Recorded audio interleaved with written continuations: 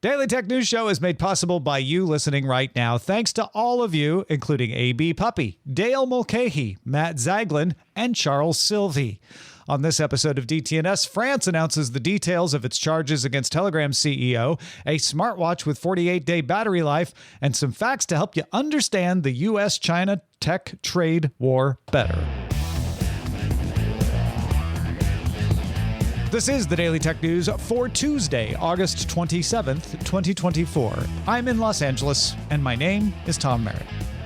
I am also in Los Angeles at Studio Animal House, and my name is Sarah Lane.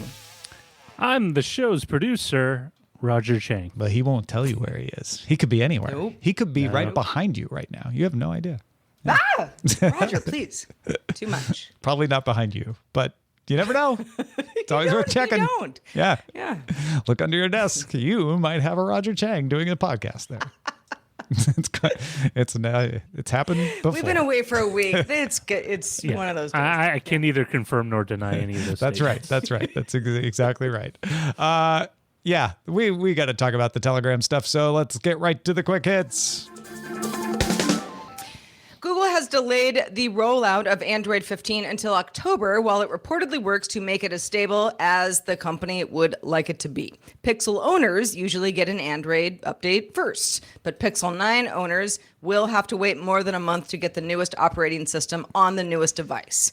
Google confirmed the delay in an info screen for Android beta users that read, "If you're waiting for the Android 15 stable update, please ignore this OTA till Android 15 is available in October."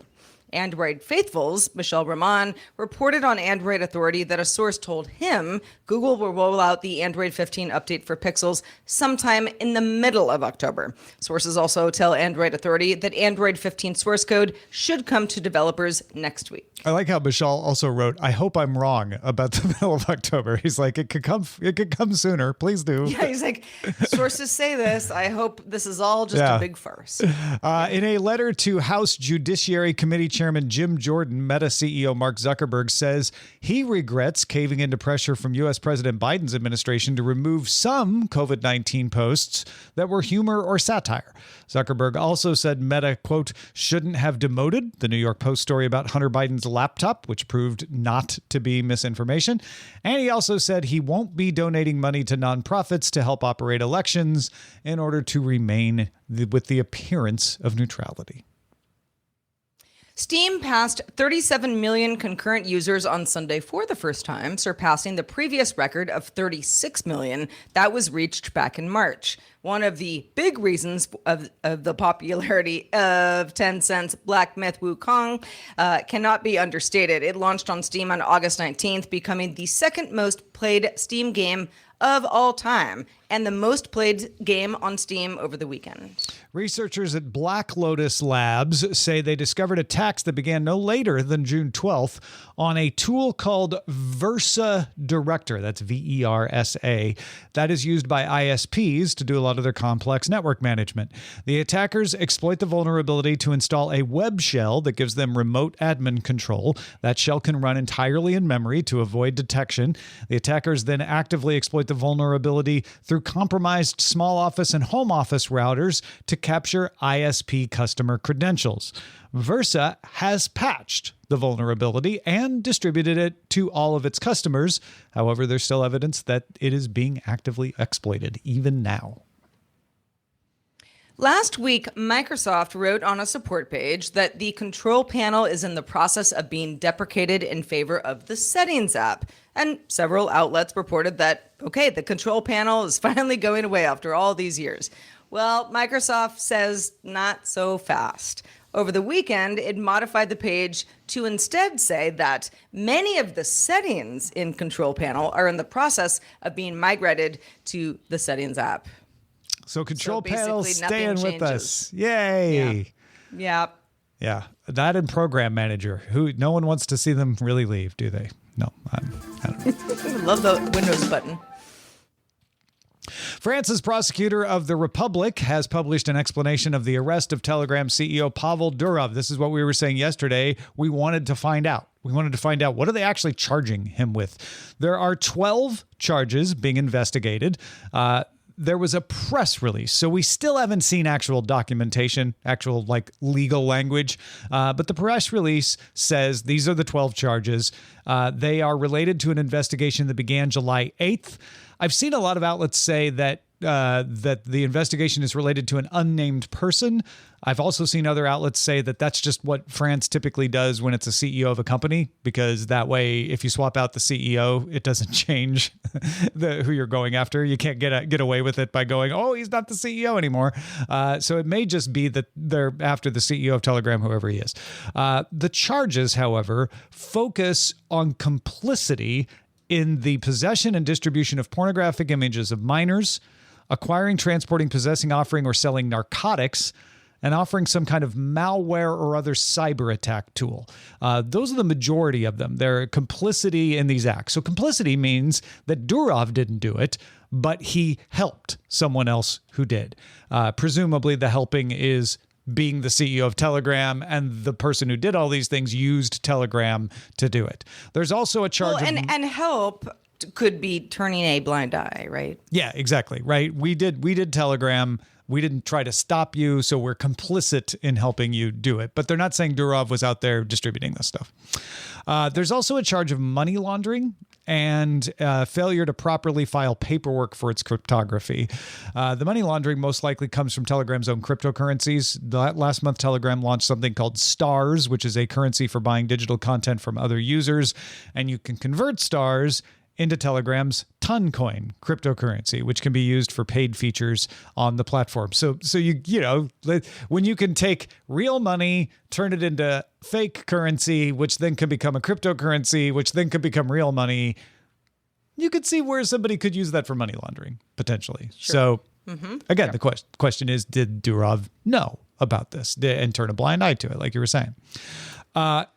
There's also something called know your customer rules in most countries, including France, where if you are exchanging a large amount of money with someone, like turning it into cryptocurrency and back into real money, you have to get their name, their government ID number, their tax information, stuff like that. So it could be in violation of that, and that would count as money laundering. Again, we don't know a lot of the details. We just know some. Durov is still under arrest. The court can hold him for up to 96 hours. They did an extension, which makes it that they can keep him for 96 hours before they formally indict him. That deadline will expire sometime Wednesday. After that, they either have to indict him or they could require him to stay in custody as a preventative measure against flight. If someone's a flight risk and a suspect in a crime, you can hold them then for longer than 96 hours. Durov lives in Dubai. He has multiple passports, so potentially that could be enough to convince a judge there's a flight risk. What do you make of all of this now that we know a little bit more? We still don't know a lot of details, but we know a little bit more about what France is charging Durov with. Yeah. So, and I know you and Shannon talked about this on the show yesterday. What my biggest, there are a lot of unknowns in the story. My biggest question is, can Telegram not having true end-to-end encryption? No. So because of that reason, a lot of things that are said privately aren't all that private. Can he claim, well, I just didn't know. Yeah. I didn't know. Because his whole sort of like billionaire playboy type thing, that I don't think that plays into this directly, but it also reminds people that if you want something to be ironclad encrypted, you can make it that way. What would be the reason that it is not that way? And, you know, is it nefarious? Are you trying to leak information that's supposed to be under wraps, to state actors? I mean, those are conspiracy theories that are running wild right now. But I think the bigger question is, if you don't let this be truly private, then it isn't. It certainly isn't. And then if things are happening that people can sniff out, well, who else does it fall on? Yeah, so that's a really good question. And the facts of the case are you can do end-to-end encryption on Telegram, as we talked about yesterday. You just have to actively do it, and it can only be for one-on-one chats. We didn't talk about the fact that it can be voice and video, but it can be for that too. But that means because it's not on by default, a lot of what happens on Telegram is not encrypted. So we still don't know. Are they saying our suspect was doing secret chats that were encrypted, and because they're encrypted and you couldn't give them to us, you're in violation? That would be, we need a backdoor, and that would be very concerning for a lot of people. It doesn't seem like that's what's happening. It seems like they were saying, there were some unencrypted chats of this suspect going on Telegram. We asked you to hand them over, and you didn't. So your question is pertinent, which is, well, hey, if Pavel Durov can access all the unencrypted information on Telegram, and lots of it is unencrypted, why wouldn't he cooperate? The things I could think of are, it's too much. There's only 30 engineers, apparently, at Telegram, and it may be impossible to track things down in a timely manner. Maybe they just missed deadlines. It's also possible that they isn't that also something that the company has been docked for? I mean, you can't possibly have true moderation with such a small team. Well, that's different too, right? There's a difference between the government saying, give us this information, and them saying, we can't get to it in time. It takes too much time to find it. And the government saying, you need to shut down these chat rooms. And the company saying, oh, we don't really have moderators to do that, right? But those are similar. Yeah. Those are similar situations. So it could be something like that too. You're right. I also think it could be we don't recognize your authority to have this information. You know, the law enforcement may have phrased their request in a way that wasn't sufficient to convince Telegram that it had to comply. It may say, like, we don't need to comply. And that would come out in a court case where they would say, we were wrongfully arrested because we didn't cooperate, but we didn't need to cooperate. Legally, we didn't have to cooperate. And, maybe you would have liked us to cooperate, but Telegram is very much the kind of company that's not going to cooperate unless they absolutely have to. That's the problem with this press release, is that it doesn't go into those kinds of details. So we don't know what kind of information they're after. It does seem like they're not after Durov himself for anything. They are after him for being the CEO of a platform that was hosting either a person or a group of persons who are engaged in criminal distribution of child pornography, narcotics, and cyber attack, malware, etc., and that they didn't cooperate. Could be more than one group. Given that range of criminal, maybe there's a group for each one of these things, and Telegram didn't cooperate in trying to police them and trying to track them down. Yeah. Yeah, very interesting question about, end-to-end encryption is an option for you, not on by default, and therefore we're offering users choice. In many ways, that is how a platform should behave. But when it comes to, turning a blind eye or worse, is now a question about your character specifically, then that's I don't know. I mean, how this shakes out, I think, is going to determine how a lot of other platforms operate. I'm concerned if the information thereafter was encrypted. Was end-to-end encrypted? It was part of a secret chat. I get very concerned about that. Same way I did about the FBI trying to get information out of Apple, years ago. If it becomes, we wanted them to hand over this information in good faith and they didn't, I'm going to have to learn about French law along with a lot of other people to understand, well, what should they had to have done and what didn't they? And we are not near getting that level of detail from the French government as yet. So I'll just wait to form my opinion about this.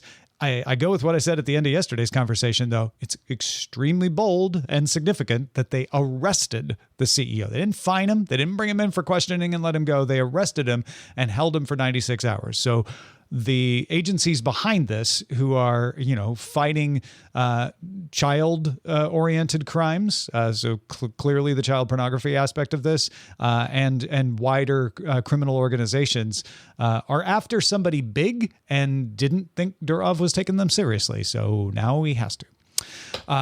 let's move on from those criminal topics and talk about smartwatches because that's more fun. Because not all criminals wear smartwatches. No. But all watches are criminals? No, that's not right either. I don't know. Yeah, I was trying to do that too. So Garmin introduced a couple new smartwatches. They're rugged. They're also kind of expensive, but they do some fun stuff. So here are the specs for the Fenix 8. It has both a speaker and a mic. So if you choose the solar display instead of the OLED display, battery life can last between 29 and 48 days. Days, not hours, days. But it's going to cost you $1,000. The Enduro 4 has an LED flashlight and solar charging that it can extend battery life up to 320 hours in GPS mode. That one is $900. So both of these watches are available now. They are expensive, but as a smartwatch enthusiast, and so many things about my watch are, a part of my person at this point, battery life like this is insane. Yeah. Just to not have to think about it for a month type thing. These are obviously not doing the same things that a Google Watch or an Apple Watch are doing. They're not trying to be as multi-purpose. They're very, very suited to, GPS mode means tell me where I am and that's it. Don't play Spotify on my watch or anything like that. They do have the Garmin messaging, which is both cool and not cool. On the one hand, the person you're talking to also has to have the Garmin messaging app, but anybody can get it. I don't know if it's end-to-end encrypted. Now that you mention it. Right. Yeah, I'm lost. And but not you encrypted. can use voice and video on the Garmin messaging app from your watch, from the Fenix 8, right? And you don't have to have a phone paired to it. You can just, talk to somebody. That's pretty cool. Yeah. And the I solar also feel power, the like- solar charging of these is pretty cool too. Totally. I think sometimes, listen, if you're a Garmin enthusiast, you're going to be like, no, this is great. I either have the money to spare or I don't, but I know what I'm getting. It's rugged. It's designed to be, outdoors, splash proof, all the things that other watches are getting better at, but still, my Apple Watch is sort of a precious little device. It's not really supposed to be like a triathlete. No. But also, sometimes I think that Garmin, and there's some other companies like Garmin, do themselves a disservice by only marketing to this like, oh, you got to be like, you're in the I don't know. I'm trying to think of, you're lost in the Grand Canyon. This is the kind of watch that you should have. Yeah. That's true. But also just regular folks to have really good battery life, to have solar capabilities, to have messaging capabilities, with people that you want to get a hold of. Not everybody needs that, it's a computer watch type thing. I do. That's what I want. But I think the activity watch is still a really interesting market. I think it's smart for Garmin to position themselves in this way. Garmin has that brand already for years before it ever made smartwatches. But to say, Apple, you've got your take on a durable watch with the Ultra. We live there. That's what all of our watches are. All of our watches are durable. All of our watches are meant for hikers, meant for outdoors enthusiasts and triathletes and all of that. And if you go to REI, expect to see a Garmin watch there. You're not necessarily going to see an Apple Watch. Maybe you will, maybe you won't. I don't know. I haven't looked. But I think that has kept Garmin separated in people's minds rather than being, well, why would I get that? I could just get an Apple Watch, which I think has sunk a few other watchmakers in the past. Yeah, for sure. I was just talking about how much I like my Apple Watch to Eileen Rivera on Apple Vision Show that we recorded yesterday, a new episode out now. And, I was like, it's the perfect thing. I never take it off except first thing in the morning when I have to charge it because I do wear it overnight. All that is great. But yesterday I took my dog out on a hike. Hadn't really thought about the fact that I was going to use it a little bit more and kind of be tracking activity more than I might on a Monday afternoon. And it went to sleep before I got back to my car. Now, my phone was with me, so it's like, yes, my steps were still tracked. I can sync them. Kind of a hassle, not a big deal. But going back to that, oh, not thinking about charging my battery for the better part of a couple of months, that is huge. And that it's not just because like you're in the wilderness, without power for, 48 days. It's more of just this, oh, it just works for so much longer that we don't have to do these somewhat silly patterns among, our days that we all do right now because we have no choice. And again, it is a trade-off. It's a different kind of watch than you're going to get from Apple, but the solar power really does extend it, and the limited. Again, you're not doing the OLED screen. Phoenix 8 has an OLED screen option. It's not going to get 29 days of battery life though, so you got to be doing one of those solar screens. But yeah, those are very smart and compelling features from the old Garmin there. Indeed. If you've got thoughts about your favorite smartwatch feature or your favorite smartwatch or just being smart, you can talk about it in our Discord. Join our conversation by linking a Patreon account at patreon.com/DTNS. Couple of stories popped up today that I think we can do something that DTNS does that not a lot of other folks do, which is link them together to help advance your understanding of an ongoing story. So these aren't breaking news necessarily, but you probably do know that there's a bit of a trade war brewing. It's not brewing, it's brewed. There's a bit of a trade war steaming in a hot mug between China and the United States. We cover mostly on this show the United States side of it because the United States has been taking most of the action in restricting what technologies, what chip-making technologies, and what actual chips can be supplied to Chinese technology companies. And this has impacted the bottom lines of places like NVIDIA and TSMC. Not that they're not doing well, but they've had to adjust and say, well, we could have sold a lot more to China if we were allowed to, but we're not allowed to. So we have to make different things. The idea is that the United States is trying to slow down the advance of certain technologies, particularly around AI in China. That has caused companies in China to get very inventive and try to come up with new ways of creating chips. Now, some of them are just developing their own designs, but if you've listened to know a little more, you may have heard our episode on RISC-V.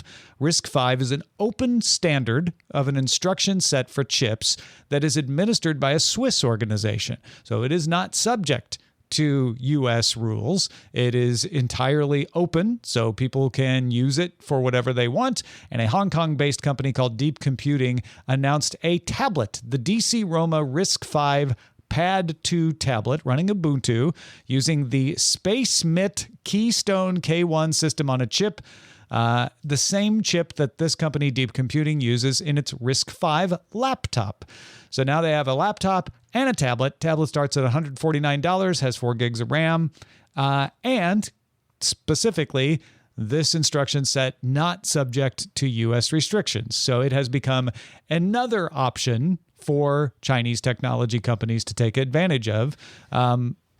Sarah, I'm not saying this is the biggest advance making this tablet, but it just shows that Hong Kong, a Chinese it's not Chinese mainland, but it's Chinese territory, subject to a lot of these restrictions, has a company that's like, we're going to keep making RISC-V stuff. And if they keep making RISC-V stuff, they'll get better at it. And they'll make RISC-V better, which is actually better for the entire world because RISC-V is available for anybody worldwide. Yeah, it sounds like, great way to get around a variety of restrictions. Is there a world where the U.S. could say, well, okay, too many of these are being sold and we got to clamp down on this? I don't think so. Not that they wouldn't try if they thought they could, but the RISC-V technology is all patent-free. It's an open standard. It was developed at Berkeley, but they moved the organization to Switzerland specifically to avoid any kind of entanglements with the United States or EU. Yeah, exactly. Yeah. Right. Roger, do you have something about RISC-V before? Because I've got another example here that's on the other side of the table. Real quick, it's like, this is really interesting. It remains to be seen, one, if it's a commercial success. But two, while the instruction set is important, really for China, it's getting access to those technologies that allow them to do the higher precision lithography to allow them to make the higher end chips locally in the same way that we're paying or subsidizing TSMC in the U.S. to build their fabrication plants. And I stress not at the same level as they can produce locally in Taiwan. So it is more of a sign of their intentions on where they want to go to circumvent these restrictions. It's a step on the path. It's not the arrival, right? They are making advances in lithography separate to this, but this is another one to keep an eye on. This isn't the news, right? To me, this is something people can remember and go, well, there are Chinese companies or Hong Kong company in this case making RISC-V laptops or RISC-V tablets. So it's another piece. It's another piece in that puzzle. The puzzle isn't done yet. There are also, the equivalent of blowing the puzzle off the table, right? That's the retaliation side of this. China has begun reducing its exports of germanium and gallium, two materials that are used in making semiconductors. Two materials, I would say, are essential in making semiconductors. They're also essential in making a lot of other technology, LEDs, infrared, night displays, things like that. China supplies 98% of the world's gallium and 60% of its germanium. China introduced restrictions on those last year, they're saying, in order to safeguard national security. Same thing the U.S. says when it's restricting export of its chip technology. An unnamed source at a Western chip maker told the Financial Times that if China reduces gallium exports as it did in the first half of the year, then our reserves will be consumed and there will be shortages. Which would mean that the things will get more expensive, which I think is... It means you won't have... That's the concern for a lot of the, end you users, won't be able to make the parts that go into the electronics that you want to buy, which, will then drive up the price. Yeah, it's the PS5. And remember the chip shortage from, that was a logistics caused chip shortage because we pulled down factory production during, thinking there wouldn't be demand, and the demand went up faster than we could catch up. This would be a China created shortage where you just can't get all of the minerals that you need. Now, Roger, when we were prepping for the show, you pointed out that China doesn't even have natural deposits of these minerals. It's just where they're processed, and that's why they have the stranglehold on it. So China does have local supplies. It has 60% of the world's germanium, but it doesn't have all of them. And so this is one of those issues where, they can't push too hard because short term, it's going to hurt everyone that produces electronics. But long term, what that does is incentivizes other companies to look outside and develop new sources for these rare earths, including the processing, which is super important, right? Bauxite is the ore where we get aluminum, but also gallium from. It's a byproduct of aluminum production, and China is the largest aluminum producer in the world. So a byproduct of that is a lot of gallium. But when Australia sends out the ore, it doesn't actually process it down. China does that, and so we could get these sources elsewhere, but we don't have the processing capability right now to do it at scale the way China does. And that is one of those things that, again, will hurt short to medium term, but long term, it just incentivizes people. It's like, all right, why don't we build a factory in this location? Why don't we build a processing in this location? You'll lose efficiency because China's built this amazingly tight supply chain internally to provide all their manufacturers all the things they need, and that would be harder to reproduce as you spread it across the globe. But it would definitely be one of the things at the top of mind for companies as well as countries if this gets and that will also make things more expensive. Yes. So what we're facing here is a slow motion game of chicken where the United States is like, we're not going to give you the best chips, but keep making stuff for us for cheap. And China's like, all right, that's fine, but we're not going to also slow down things on our side. We're not going to let you have all of the minerals, And so China's trying to build up its lithography and its chip making ability so it doesn't rely on U.S. tech, while the rest of the world is trying to figure out other ways of processing the ores and other sources of these minerals, of these rare earths. That none of that happens fast. So it's a very slow motion, game of like, who's going to blink first? Who's going to say, well, you know what? Maybe we should come to an agreement. Because if you don't, that efficient process that Roger was just talking about is no longer going to be what is used, meaning things are less efficient, meaning the price of everything goes up. Yep. Because it's more complex to make everything. So save your money now. If you're planning to upgrade. It's not again. I tried to set this up as this isn't the news. This isn't the alarm bell. Everything's falling apart. This is but these are all components and what might be an interesting news story sooner than later. You're not going to use this information today, but down the road you're going to be like, well, I remember that China does do a lot of the processing of these rare earth minerals. These are all pieces on a chessboard. Exactly. That is being played over a very long period of time that you need to keep an eye on. Yep. And if you want to understand when something suddenly does happen later, you could be the one who's like, oh yeah, no, we knew this was coming because there was this slow motion game of chicken happening. So, all right, before we get out of here, let's check out the mailbag. Let's do it. Sergey writes, I really enjoyed the in-depth talk on Monday about Telegram and how it's not encrypted by default as one would expect. However, one thing I haven't seen mentioned is how does Telegram make money, or at the very least, pay its bills? Well, it has recently added a premium subscription and in some places ads. From what I can tell, none of it is enough to cover expenses, including an unlimited cloud storage service it offers for free to users.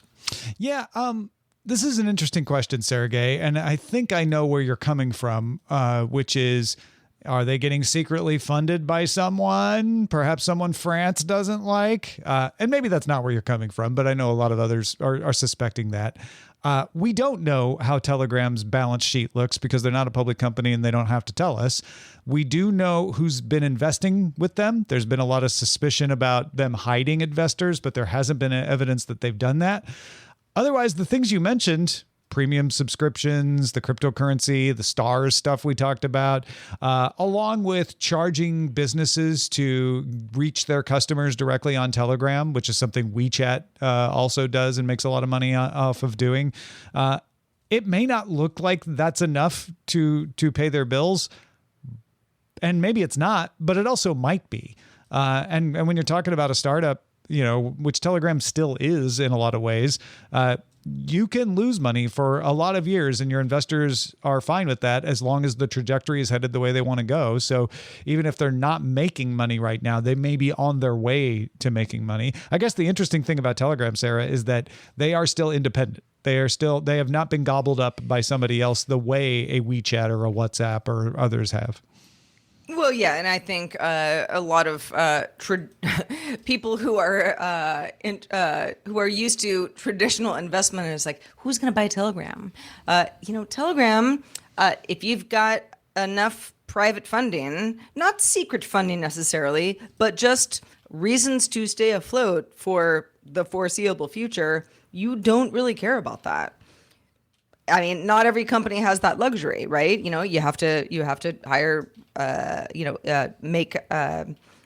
make your payments from, rounds of venture capital investment and that sort of thing. It sounds like in many ways Telegram is operating outside of the norms. Not that, again, Telegram is doing something wrong on purpose, but operating in a way that raises some questions. Yeah, but there is no evidence that there's anything untoward or even unusual. It is not particularly unusual. There is the cryptocurrency of it all, which Telegram says it makes a lot more money out of than you might have expected, and some people are suspicious of that.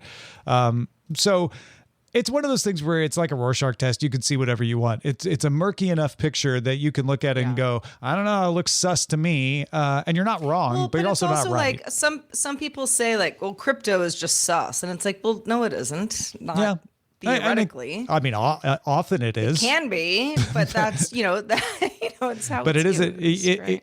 There is nothing on the face of this that couldn't be explained in a perfectly legitimate and on its way, if not already making money kind of way. I mean, there are enough ads and enough premium subscribers, and they keep their costs low. They have a very small staff that they could very well be making money. So I'm not looking at that and saying, aha, there's something suspicious about how they make money. It looks fairly mundane to me as these tech companies go.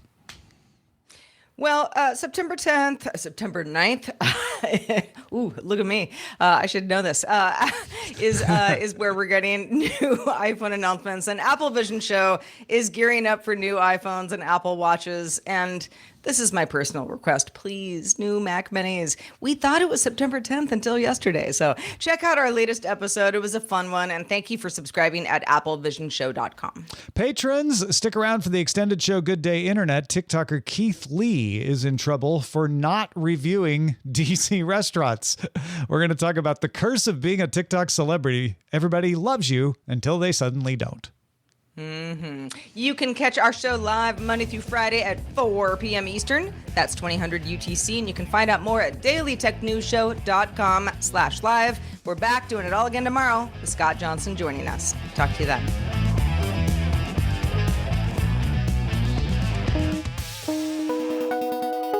The DTNS family of podcasts, helping each other understand. Diamond Club hopes you have enjoyed this program.